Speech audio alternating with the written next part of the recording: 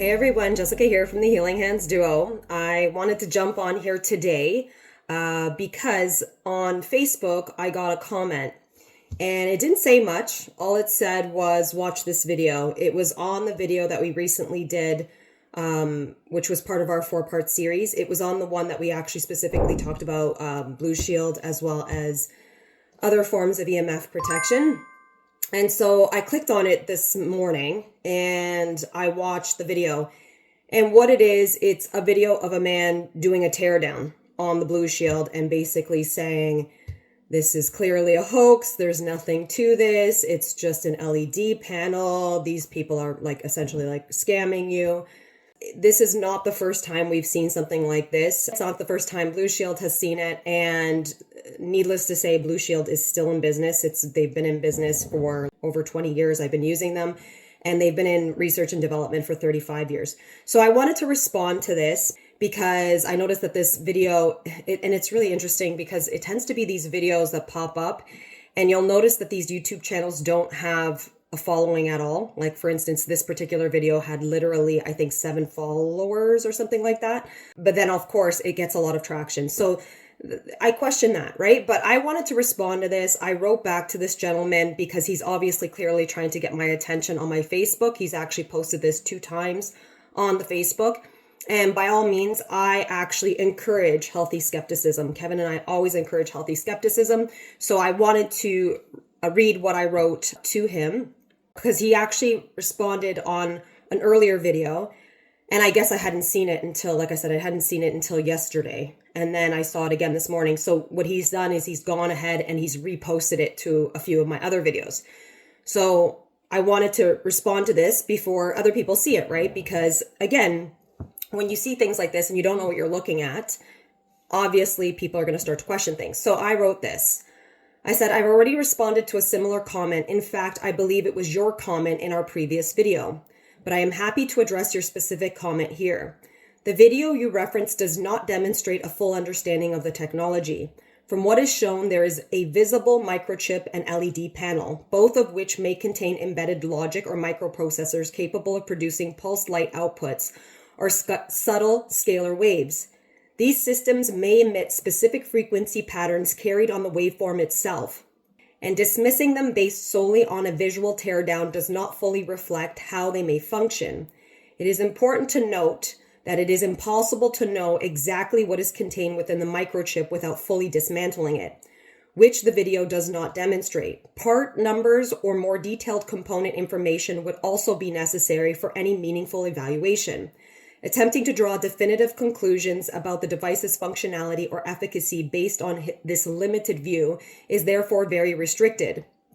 The microchip may contain embedded programming that can potentially be projected through pulsed lights using the correct methodology. Scalar fields are fundamentally different from simple frequencies. I want people to know that scalar fields are very different than frequencies themselves, okay? And there is no literature suggesting a massive Tesla coil is still required to produce them. Evaluating scalar fields, which may operate as higher dimensional phenomena using only 3-dimensional observation, is unlikely to provide a complete understanding of how this technology works. For those wanting to explore the theoretical framework further, this overview provides additional context. Kevin and I have never really gotten into the nitty-gritty details of scalar technology in my videos in particular, because I know, and this is not to be rude or anything like that, I know most people are not going to comprehend this type of science, right? So in light of that, if you do want to read up on it, I'm going to actually post back. Brandon from Blushield USA actually did a blog post all about this a while back. More importantly, there is a published human pilot study indexed in PubMed, so PMID 393554415, that evaluated this type of EMF mitigation device over 12 weeks. The study reported measurable improvements in sleep quality, heart rate variability, resting heart rate, and cognitive performance. It also observed changes in gene expression related to voltage-gated calcium channels, which are already being investigated for their role in biological responses to electromagnetic exposure. While it was a small pilot study rather than a large randomized controlled trial, it does directly challenge the claims that these devices have no measurable biological effect. So, because the one thing that this guy said was that he's himself has EHS sensitivity and he's used the device and he found it had no effect on his biological markers. But in the study, they actually talk about how 12 weeks is not a long enough time to see probably a measurable effect in your biological markers. Instead, they used like the Aura ring and they actually looked at gene expression. So unless this guy has actually done those tests, the tests that he did getting some blood work done with his doctor, probably, which were like maybe some inflammatory markers like CRPs, you're probably not going to see that much of a difference. Honestly, guys, I've had autoimmune condition since 2008. I get my CRP markers done all the time and things like calprotectin. It usually takes several months to see those markers come down unless you're doing something extremely invasive like 5-10 pass ozone or IV DMSO or IV vitamin C, stuff like that. Again, we're talking about subtle scalar waves and we're talking about gradually allowing your body to come into entrainment. So this is going to take time, right? And for me personally, the reason why I've always believed in Blushield is because I did in fact find a difference after about 6 months of using the device. The interesting thing is he's actually done a teardown on one of the newer units. So I would argue that this guy probably didn't even use the device for very long before he decided to take it apart. Which, you know, again, I'm going to get into the rest of it. I don't want to make any definitive claims here either I don't want to make any speculations on who this guy is too. But it says here, from a personal standpoint, I have used Blushield technology for nearly 20 years. I am highly electrosensitive and began using these devices long before ever becoming an affiliate. So some people will argue the reason why I'm making these claims is because I myself get a commission or a kickback from selling these products. I do now. But like I said, when we use these guys, we found them all the way when they were in New Zealand and they were super small. There was no such thing as affiliate marketing back then. We're talking like 20 years ago. We had to order ours all the way from New Zealand. They didn't exist in the States. They didn't exist in Canada. So I was using them for almost 10 to 12 years, I want to say, I would have said about 10 years before I ever became an affiliate with the US distribution and then the Canadian distribution, which actually came many years later. So I recommended them for over a decade based solely on my own personal experience because they were the only tools that provided noticeable, albeit subtle improvements over time.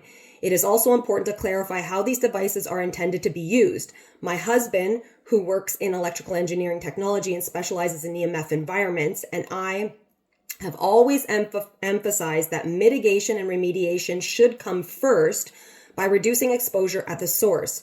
Blushield is a secondary layer of support, not a standalone solution, which aligns with the company's own guidance. Reducing wireless exposure is essential, and their technology is designed to help the body adapt to residual fields, not replace proper EMF hygiene. Okay, I want to make that very clear.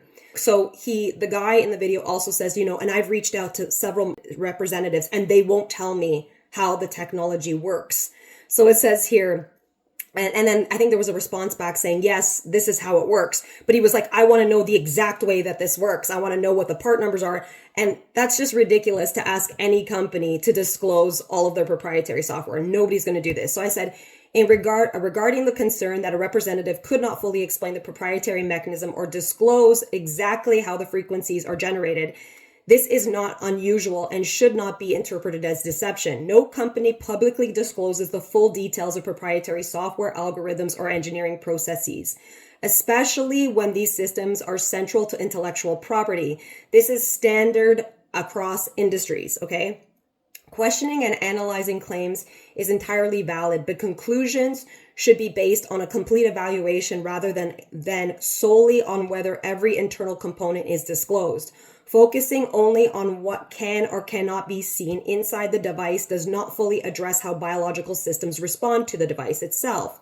The body reacts to signals, frequencies, waves, and environmental interactions, not to how complex the device appears to the person who took it apart from a hardware perspective. There is a broader and growing body of research exploring how electromagnetic fields interact with the body, particularly through calcium signaling pathways and nervous system regulation. The pilot study's findings align with this area of investigation, especially regarding voltage-gated calcium channel activity.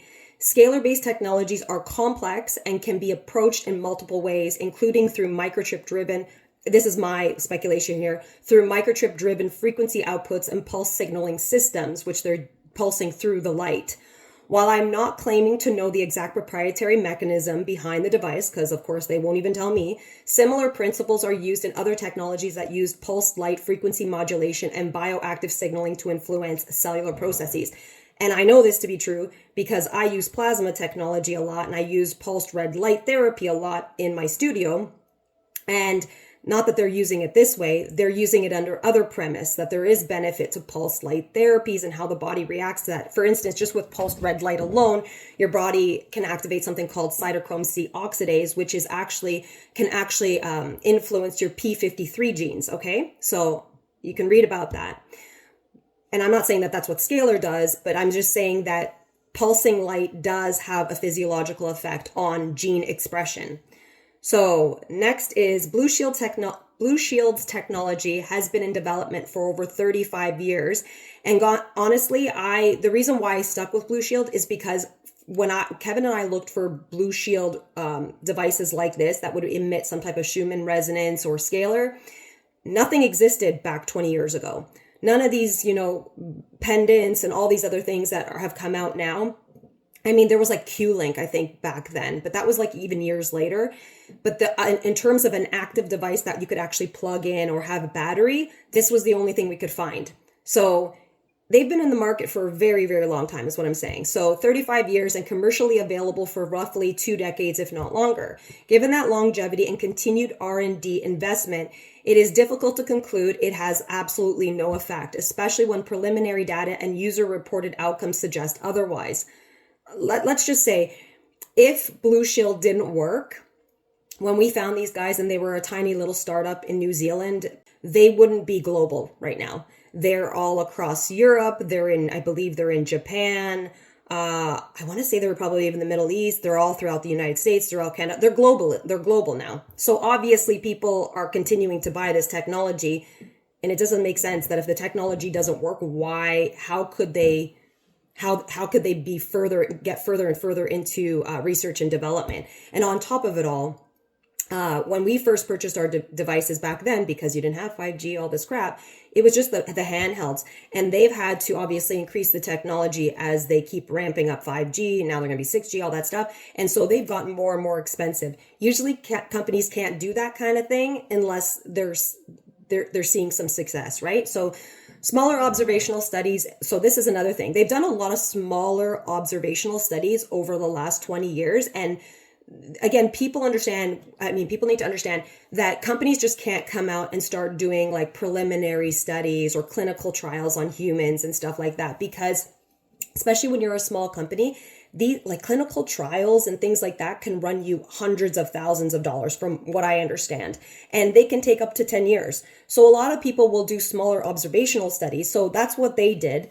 And so they did a few of them where they did it on cows, chickens, live blood cell microscopy, and all of them while they warrant further investigation, all of them showed improvements. Okay. So you can read about those studies as well. Maybe I'll link that somewhere on the side so that people can take a look at that.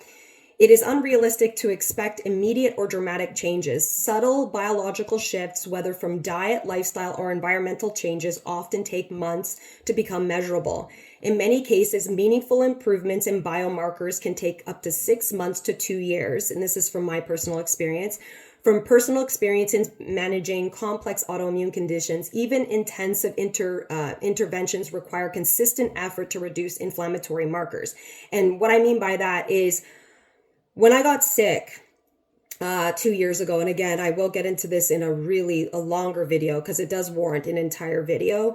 My CRPs, if anybody understands CRPs, they're supposed to be below like 4 realistically, but under 1.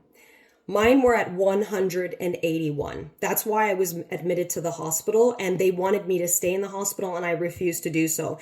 Having your CRPs that high suggested, again, that I had sepsis, which I did because I had an open wound in my body that was really infected from a colonoscopy, and I'll get into that. And on top of it all, your CRPs could be that high because of active autoimmune condition, which obviously I was in a really, really major flare. It had been going on for almost a year, to the point where I nearly ceased to exist because I was losing so much weight and I was bleeding a lot. I had an internal bleeding. So anyway, 181 is where we start to get concerned about like heart attacks, strokes, and stuff like that. So they wanted to admit me to the hospital, but you know me, I hate the hospital. So I decided not to stay there, and I went hardcore on doing ozone on myself and photobiomodulation. I started doing a bunch of other stuff, which I'll get into another video. But anyway, my point being is that this guy was saying, I haven't seen any changes in my biological markers, like probably his CRPs. But in order for mine to go down to, and I did get them down, it took like 3 to 4 months of being on a restrictive fast. So I was doing a liquid diet. I was staying away from all technology because of the EMF. I was going to bed at a regular time, getting plenty of sleep. I completely had to change my entire life. And I was going to a functional MD, which cost me $1,000 per visit. Okay, so $1,000 per visit twice a week. And I was getting IV 5-pass ozone, IV DMSO, and I was doing something called UVC. My blood was being taken out almost like it was like going through, it was almost like doing dialysis. My blood was going through the system. It was putting it through UVC light to disinfect my blood and then putting it back into my body. And then the other time that I'd go, one day was that, and that was like $1,000. Then the other day would be for me to go and get IV nutrients and IVC. So twice a week for about 3 to 4 months. So I spent, I want to say $16,000, $17,000. And that doesn't even include my tests, which is another reason why I need to do a video, because having done all that stuff, plus all the other stuff that we were doing, I said in my last video, which we just uploaded our last video, by the way, to YouTube. And this video is getting quite long, so I'm going to try to wrap it up. But we just uploaded our last video to YouTube, Kevin's channel, on how we beat the odds. And we kind of discussed like what we think is the best over the last 20 years. It doesn't get into this stuff that's happened to me in the last 2 years with the sepsis and the open wound that I had, which comes from something called a fistula. So I'll get into all of that. My point being is that after doing all of that, and I couldn't work. Obviously, I couldn't work for the last 2 to 3 years. So it did really run us into a lot of debt. And it was a very, very difficult time for both of us. And poor Kevin was having to pick up the slack for me not working and all these things. And like on top of it all, thinking in between all of that I wasn't going to make it, because like I said, things got really, really dire for a long time, where I couldn't walk, I couldn't eat, I couldn't bathe myself, I couldn't go to the bathroom by myself. I had to get help for everything. I had to move in with my mom for like 3 to 4 months because it was so bad. So anyway, long story short, 3 to 4 months and my CRPs dropped to, I think it was like 14 from doing those very invasive alternative therapies with a functional MD. So when this guy says he's been using Blushield for like 3 to 4 months and he's seen no differences in his biological markers, which are probably like his CRPs, because he talked about inflammatory markers, that's just completely unrealistic to expect that in such a short period of time anyway. So I said here, Blushield is not a quick fix or a one-in-all solution. It is a supportive tool that may help the body adapt to ongoing environmental stressors when used alongside proper EMF reduction strategies. The most accurate scientific position at this stage is not that the technology is absolutely definitively proven, although I would argue that we can't say that because you need to have clinical trials, but it is equally inaccurate to dismiss it as a scam. Preliminary human data exists, measurable physiological changes have been observed, and underlying mechanisms are still being explored. I appreciate critical discussion, and your video can spark conversation. However, it is important to consider the credibility and context of the source. A single teardown video provides very limited insight and does not substantiate claims of ineffectiveness. Individuals presenting themselves as authorities online may not provide verifiable credentials, remain anonymous, or may not have used the product long enough to fairly assess its effect before dismantling it. And again, this guy does talk about what his credentials are, but by all means, I don't think his credentials would make him a professional in understanding how scalar works. But it's not that he has no technical background, because he obviously does.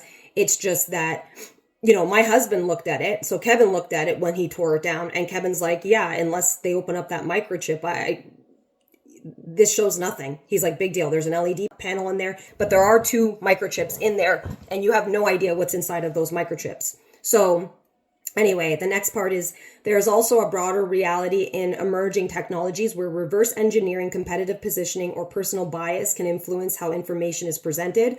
While I'm not suggesting that is definitively the case here, it is worth keeping in mind when evaluating strong claims made in either direction. Ultimately, a balanced and honest approach requires both healthy skepticism and openness to evolving evidence, especially when dealing with complex and still developing areas of science. So I just wanted to say that because there's a lot of people who are online and they're claiming to be authority figures, and there's a lot of people online that I don't necessarily think are authority figures. Like I said, I've been using this technology for 20 years. I wouldn't even claim to know how it is that they're doing, how they're producing their scalar waves. By the teardown, I don't think it showed anything definitively. And again, there is a PubMed study on it, right? So this is one of the reasons why we've decided to share it on Kevin's channel, because even among a lot of like building biologists, a lot of them won't even look at scalar type devices or frequency devices or anything like that, because they solely believe in remediation and mitigation. And while Kevin and I do that, that stuff is limited, because the thing is, if you're going to Faraday your whole entire life, you're also going to be removing yourself from the EMF, the natural EMF of the earth, which is the Schumann resonance. And there are studies to show that when people do this, there was one study where they put a bunch of guys underground, and I believe they blocked. So basically they put them in like a metal container. They blocked off all the EMF. And I think they used really young, healthy guys. They put them in this underground tank sort of thing, to basically test all these things on the Schumann resonance. And within weeks, these guys I think it was like within weeks or days, these guys got really, really, really sick. And they realized they couldn't understand why. They were like, oh, well, they're not exposed to EMF. Why are they getting sick? And then people realized, oh, that's because we're not supposed to be disconnected from the earth. We do need the Schumann resonance in order to not only survive, but thrive. So what they did was they put in portable Schumann resonators down there. And of course, lo and behold, the guys started to get better. If I can find that study, or that, I don't know I guess it was like a little study that they did, I'll try to post that somewhere. And again, a lot of this stuff kind of gets into like orgone energy. And I mean, again, Kevin in the videos talk about geopathic stress zones. And some of these things are not things that they really talk about in building biology. They don't talk about any of the phenomena that happens in terms of scalar or orgone or geopathic stress or these things, right? So anyway, I just wanted to say that. I wanted to clarify on this because, again, I so encourage you guys to ask us whatever questions you have, because we will post them either on my channel or Kevin's channel. I just jumped on here without Kevin today. So if he wants to address this, I'll let him probably do that on his channel. But I wanted to address this today because I am getting this comment on my Facebook, and I didn't want people to think that I was avoiding the comment. So that's what I have to say there. And again, our last installment or our finale to our series on EMF, are the EMFs in your home making you sick, is now uploaded to Kevin's channel. I'm probably going to be doing a blog post about this too today, so that I can put them all in one place on the Healing Hands Duo's website. And then that way I can have all the links below that, and maybe I can link back to all the studies just in case it's been hard for you guys to follow along with all of this stuff today. And yeah, so that is on his channel on Energy Alignment Solutions on YouTube. There is nothing in regards to this series on his channel. I mean, on his website, which is energyalignmentsolutions.com. And yeah, if there is anything else that I need to cover, please leave it in the comments down below and I'll do my best to answer those questions. And yeah, I think that's it for today. You guys have a great day. Bye.